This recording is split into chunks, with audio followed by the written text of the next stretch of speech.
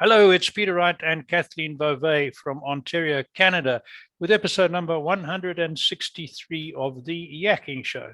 This is the show to awaken you to new perspectives, to help you survive in the changing world we're living in right now, and it's certainly changing. And we got a new perspective for you today, something quite radical, quite different, and very practical. Going to open your eyes, but it's not my job to introduce guests. Kathleen always does it a lot better than I do. So quick plug for Kathleen. She wears another hat. She's not just a co-host on a talk show. She can help you with your IT problems. So if you're looking to recruit some specialists or you need people for special projects, get hold of Kathleen. She'll help you. Her contact details are in the description, both on video and on the audio podcasts. So get hold of her. So welcome, Kathleen. Nice to be back again. And we have a bit of sun today, changed from the last time we were talking. Over to you. Oh, thank you so much for that intro, Peter. Really appreciate it. And we so appreciate all of you tuning into our show. And we love reading your comments. So do please keep those coming. And if anyone out there is interested in being a guest on our show, please don't hesitate to reach out to either Peter or myself. And as Peter mentioned, we do have a special guest with us today. And I'm so excited about this show. We've had her on before. Her name is Lucie Fournier. Hello, Lucie. Welcome to the show. Hi, Kathleen. Hi, Peter. Hi, Lucie. I can't wait to dig into this topic. Now, Lucie, first to introduce you, you are a homeopath, you're a business coach and a disability management expert, but you also have another venture, and that's the one you're going to speak to us today about. You've been on the show before to talk about your disability management and your homeopathic business, but today it's something completely different. And as I said, for anybody out there who has a green thumb or possibly not a green thumb, but would still like to have a garden, you need to listen to this. So for the sake of our audience that haven't had an opportunity to watch our previous shows, Lucie, can you give us a little bit about your background and how you became interested in tower gardens, which is today's topic? Thanks, Kathleen. Yes, I am, my background's really healthcare, right? And I kind of straddle that line between Western medicine and natural medicine. But during this last couple of years, I have found that going to the grocery store was quite problematic. Obviously, a lot of us felt the same way. And, how we bought fresh fruits and vegetables never changed during the pandemic. And it bothered me quite a bit, right? Because it's all open and people are going around picking still, right? And it's like, yeah, and it becomes a bit of a problem for me from a systematic perspective, but also from the point that I like gardening, but I don't want to get on my hands and knees to do it in the dirt, right? So I've been watching someone, have this tower garden, and I thought this is like perfect. It's perfect. It sounds like it's relatively simple to upkeep, and I thought, well, let's just give it a shot. So this was my Christmas present to myself. So it came in like 2 days before Christmas, or 3 days, and my son put it together for me. So we were all very excited to see what it could do, and it's growing like crazy all the time. Wow, very good. So I know we're going to get into a bit more detail, but reading on what you were telling me about before, I've been a farmer a lot of my life, and I know hydroponics, and I've seen greenhouses growing plants in hydroponics, but you call the system aeroponics. So what's the difference? The difference is hydroponics, when you talk about hydro, is really water-based, mm-hmm. right? Aeroponics is the water is touching the plants, but it's not sitting in the water. So it's trickling down from a height. And so mm-hmm. it hits each of the pods to give moisture or water to each of them, but it's not sitting in water at all. And in actual fact, the roots, when it comes down, I don't even know if I have any because I had actually pulled them out. They're just hanging. They're not in anything. They're not even in the water. They're just hanging from the actual pod itself. So the aeroponics is, it's like, it's kind of in the air with a bit of mist of water versus hydroponics being, entrenched in water in order for mm-hmm. it to grow. Yeah. So if I can just add to that, I can understand light produce like lettuce and greens doing quite well. But if you were to grow tomatoes, sorry, my pronunciation, they can get quite heavy. So what do those roots hang on to? What stops them falling out of the pod? Well, the tomatoes, for instance, is in one of my towers, but it's on the lower level pod. So Okay. you've got quite a few pods, and we put the heavier items on the lower level. So, and on a particular garden that actually has a cage around it, like you would normally have around, right? The tomatoes, right? Right. Because it is heavy. So it's supported by this cage, and the larger one is quite large, it's like 3 feet wide. So it can actually sit on the flatness of it. So there is support that way. Okay. The lettuce is very light, so it doesn't really need that kind of support, which is why we have it on the smaller garden. So it works well. Oh, interesting. I know those tower gardens are sitting right behind you, Lucie. Any chance that we can have a better look at them? Absolutely. I can get you a little closer if you like. Yes, I'd love it. There we go. Awesome. Yeah, so I have posted some of these before. So this one in particular is the actual vegetable one. And so you'll see, look, we have like cucumbers and tomatoes and beans going on, and we've got some melons that are going on. I planted some flowers because I want year-round flowers as well. And then this one here is a smaller garden. And if you have a look like way at the top, I'm hoping you can see this. This is dill. So we have microgreens at the very top. And then we have this row here is all herbs. And then we go down into baby greens and then greens, which is all your vegetables and your lettuce. And so this is the smaller one that we're talking about. And it's 2 feet wide. And then this larger one, you'll see the base. I don't know if you can see this base is quite large. Oh, right. Yes, quite big. Yeah. Very interesting. Yeah. So you've touched on what you can grow in these, but what can't you grow? So you can grow anything that's kind of surface, like the lettuce, tomatoes, but any root vegetables wouldn't, obviously. No, we're not growing roots. We don't grow a lot of fruit on it. We do have a couple of, I think we have strawberries, but it's not, we'll see how they turn out. People have said it's not something that grows well, but I think it also depends on the climate and what else you have going on. And they recommend not putting more than 2 tomato plants in a garden because it's so invasive, right? It just takes over. So you have to be kind of careful. And we've kind of did a bit of a mismatch of what we thought we wanted to eat in the end. So I even have a stalk of corn in this one, in the vegetable one, because it says it will yield a bowl of popcorn. So I'm going, okay, let's bring that on. Right? So, yeah, it's going to be, it's really, we feel so, there's a lot of pride in doing this, one. But we're so excited with what it could give us in return, and so what I wanted to do is just not go to the grocery store for greens, primarily. No, very, very good.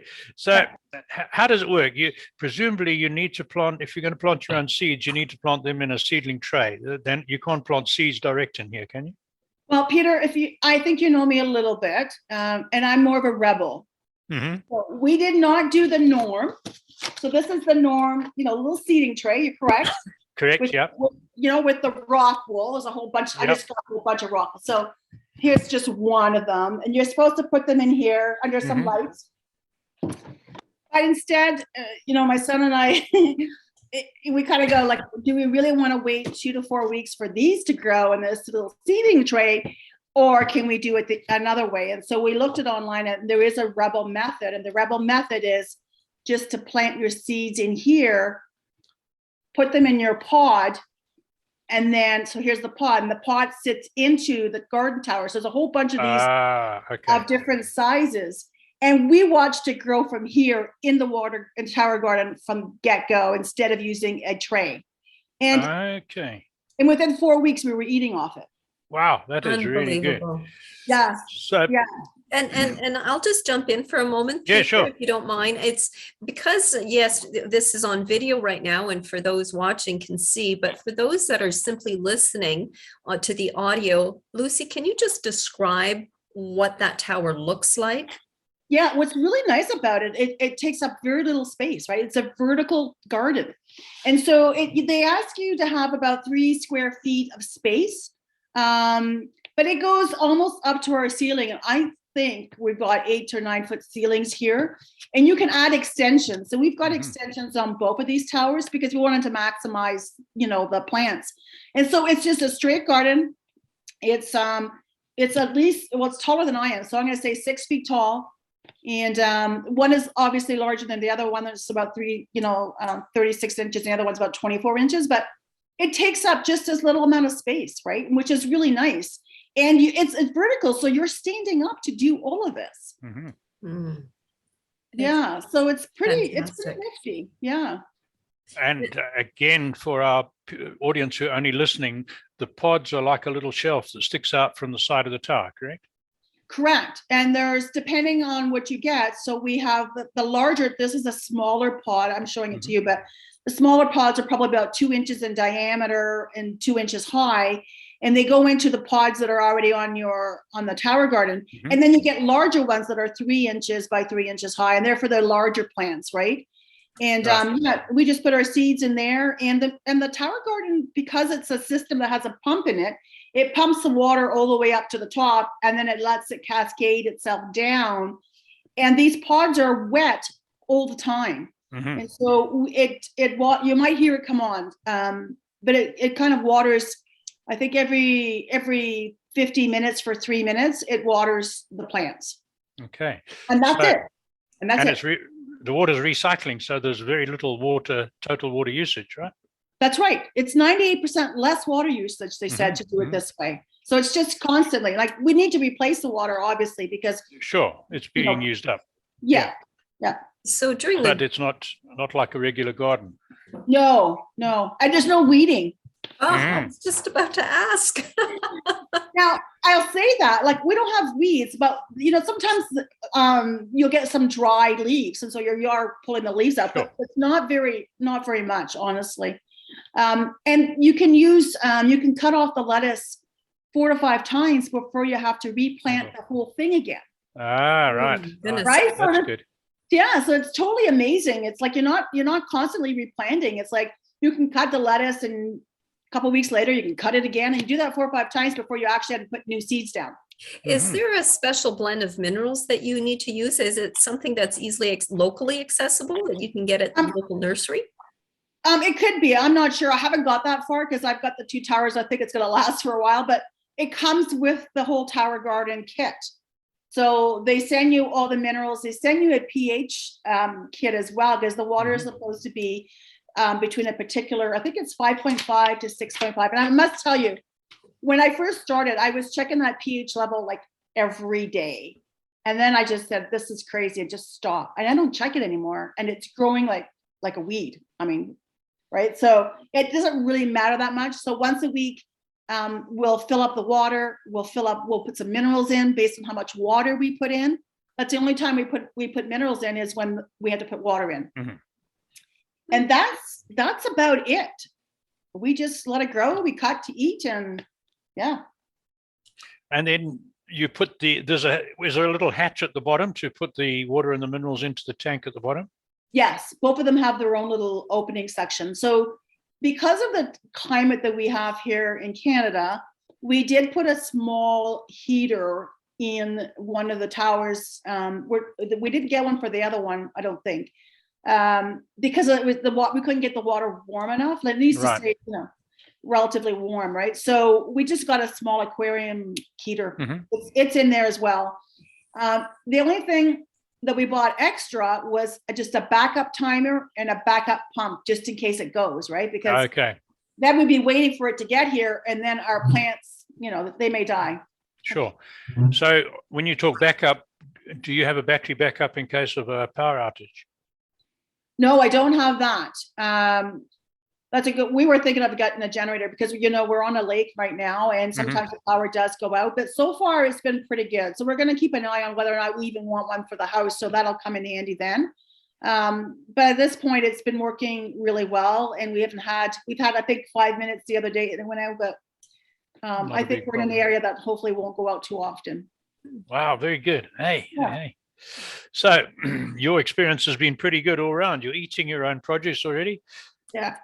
And I'm curious, what has been the taste Has there been a difference in the taste of the produce compared to the grocery store produce? It has been an adjustment. And to be completely honest about this, because I think we've become accustomed to what it tastes like in the store, right? Because we buy it from the store all the time. So we're used to that taste. So when you take it off the tower gardens, you're going, this doesn't taste like lettuce. But in actual fact, it tastes like real lettuce, because we just don't know what real lettuce tastes like unless it's in the store and traveled how many days to get to the store and then sat on the, you know what I mean? Yeah, and so yeah. Here you're getting the actual fresh taste of a lettuce that I think a lot of people probably would not have unless they're into a lot of gardening, because they're only used to tasting what comes out of the store, right? So yeah, so there was an adjustment, but now it's like, it's just amazing. Like Colin, my son, said earlier, they bag that and it lasts a long time if they don't eat it right away. It's that fresh. Wow. So yeah. Very good. And Yeah. and what I like about it is, if you when you go to the store, you tend to buy lettuce and one or two other greens. Whereas if you've got 10 different greens growing in your tower, you can just say, well, today I feel like this and tomorrow I feel like that. You've got such a huge selection there, right? Yeah. And some people mark, like they'll label each one of their pods as to what it is. And I'm just a little bit of, let's not label them. Let's just cut them all and put them in a salad. So we're not even picking and choosing, but you could pick and choose, right? So Sure. Like we have kale and Swiss chard on there. We have 3 or 4 different types of lettuce. We've got all kinds of herbs going on. We got the microgreens. We got all kinds of, what else do we have? I'm trying to think. Anyways, that's the bulk of the salad tower that we decided to do, right? Because we eat a lot of salad, so we really wanted to focus on that, and then the rest will be vegetables. Sure. Yeah. So what about lighting? A lot of houses are probably not light enough with the light that they have or natural light. So what do you do about lighting? There's a kit that you buy to go with with the tower, and it's highly recommended. I don't know that anybody doesn't buy the tower without the lights. Of course, some people that are living in the southern hemisphere, like, I don't know, Texas, somewhere warm all the time, might be a little bit different. But here the lights are on the 16 hours a day, and the 8 hours they're not. And it makes a difference. Now they're even sitting in front of natural light too, but it's not enough for them to grow. Yeah. Okay, so you have the lights on a timer, presumably, and it's all automatic. That's right. It's on a timer. Yeah. Very good. Sorry, Kathleen. That's just absolutely. I'm really interested in one of these for myself. But given the cost of produce is rising, in fact, everything is rising these days. Something like this could mean a huge cost savings in the long run. Do you know, just from your experience, on average, how long before this unit is essentially paid for? Well, I would hazard a guess by 6 months you've paid for it. And we're not a big family here, right? There's myself, I'm alone, obviously, but Colin and his wife obviously help themselves to it as well. So the 3 of us, but half, if not 3/4 of my groceries are vegetables and greens for me, right? Between the spinach and the kale and the lettuce and, all that stuff. So, so it doesn't take long for it to amount itself to being paid off. Right. And the other thing I'm nice about it, it's year long, right? Yes. Like, I don't have to just go, oh, it's September now, we won't get any more vegetables in the garden, I have to go to the store now. It's not going to be like that. It's like 24/7, it's in my kitchen. And we've done Buddha bowls. I don't know if you ever had these, Kathleen or Peter, but we've just taken our bowl, walked to the tower, snip what we wanted in our bowls, and then go put other, ingredients in later. And, we're talking like large salad bowls, really large salad bowls. And that's dinner. And it beats opening up a package of lettuce, let me tell you. Sure. Very good. So what, for our audience, what is the cost? Right now, it's actually going up tomorrow, but right now you can get all of the lights, the timer, the pump, the minerals, the pH, the tower itself. So it's around $1,500. Is that the 2 foot or the 3 foot? The 3 foot's cheaper than the 2 foot, believe it or not. Really? Because I think that the 3 footer is the one that was made first. Okay. Right. And so there's you can't put a cage though on the smaller one. No, sure. Unless you create it yourself. Some people have created one. So yeah, so it's 1,500 and it is going up. I don't think it's going out a lot personally. It's nominal charges, like you'll see a $5 difference or, a $10 difference between one item to the next item. Kind of thing. So it's going up. I took the prices down because I really did want to talk to you about it. It was like, so the large one is called the Flex, and it's $67.50 a month. And the smaller one is $72.50. And that's only a $5 difference from where it was before. Really, I think it's nominal. And you know what, I would even suggest that if you have a small family, one of these towers, you could probably get together with another family and produce produce for, for a few people, not just yourselves. The girl that introduced me to it, she had a farm and she had 20 of these in her backyard or on her property. And they actually have community for schools, like schools can get into it and buy more than one. So the pricing for the community or for schooling projects, things like that. So they're quite aware of the, of the benefits of it all and trying to teach children at a very young age what gardening is all about and being involved. And I know if you look at some of the videos, the children are responsible for the garden towers, tower gardens in some of these videos because it's so simple. So you can have these outside as well as inside. So you could live in an apartment and have one of these. Yes, you could. And plus the fact that it doesn't take a lot of space. Now, my only concern about having it outside is you are exposing it to bugs and pests that you may not want to. I may still have that in the house. I don't know yet. I'll let you know by the end of the year. But so that's something you might need to be concerned about. And if that's the case, sometimes depending on what it is, you might have to take your tower garden apart and start over again, depending what kind of bug has infested your garden. So I don't plan on rolling mine out, but it is very close to a patio door. I could if I wanted to. But at this point, I don't foresee that happening. Right. That's not my intention. Right. And you did say you can roll it. So it's on casters as well.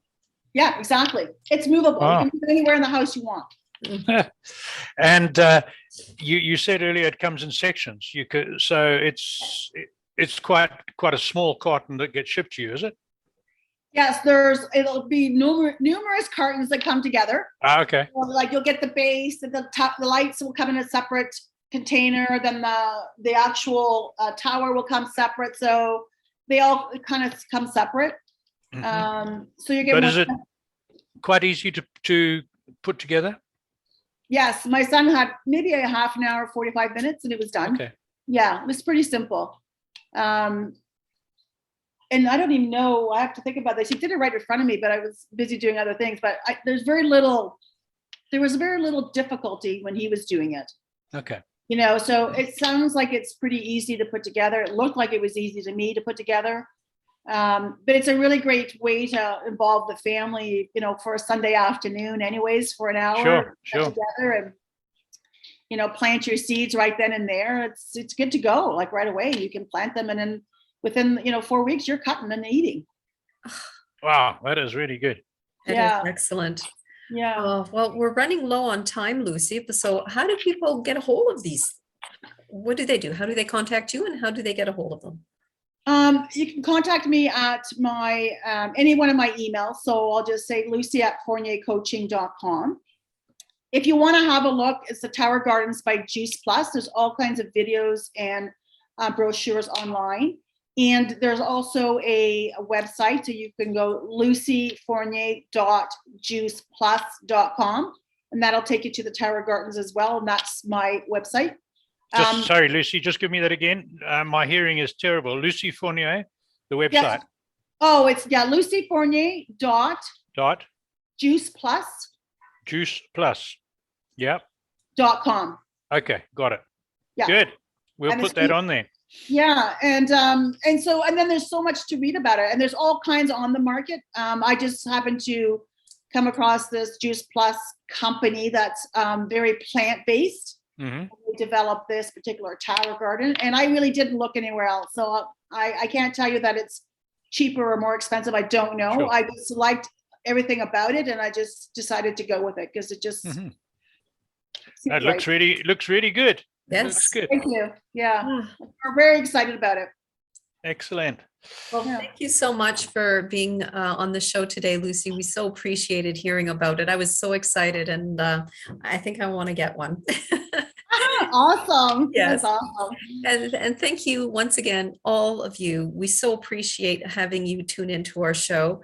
And a little plug for my friend, Peter Wright, over here. He Yeah. is the author of a wonderful book, and I so highly recommend you read it because it's his personal story, but I'm telling you, it is one that movies are made out of. Peter, would you hold up your book, 5 Steps to Thriving on Adversity? And Peter, tell our audience how they can get a hold of that book. The easiest way is to go to my blog, peterwrightsblog.com, and there's an order form on the front page, and you can pay by credit card, debit card, or PayPal. Excellent. All right. Awesome. Until next time, take Thank you, care. Kathleen. Thanks, Bye-bye. Lucie. Everybody. Bye-bye. Bye-bye, everyone.